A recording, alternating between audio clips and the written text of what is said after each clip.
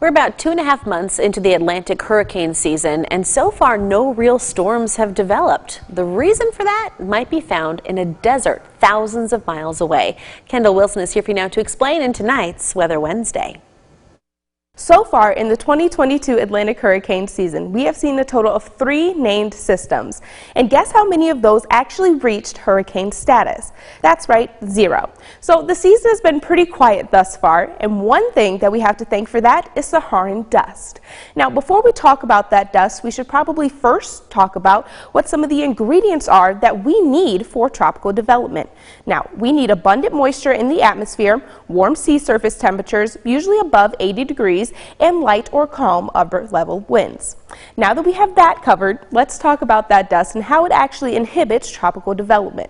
So that dust from the Saharan desert is picked up by some very strong winds and carried through the tropics, and the trade winds bring it across the Atlantic Ocean and over to us in the United States.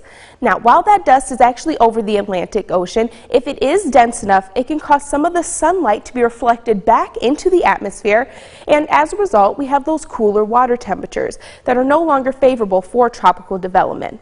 Also, the air that's associated with that dust is right around 50% drier than tropical air, so we no longer have that moisture available to generate any storms. Plus, the winds that are associated with this dust are very strong. So as it blows that dust over the ocean, it could cause any of the storms that do happen to develop into the atmosphere become lopsided and pull even more unfavorable conditions into the core of the system. Now, normally we see Saharan dust from mid-June to mid-August, which is why hurricane season will normally peak in September, because that's when all of that dust will begin to settle. So the moral of the story is that even though the Saharan dust has resulted in a less active hurricane season so far, we can't let our guard down just quite yet. Back to you.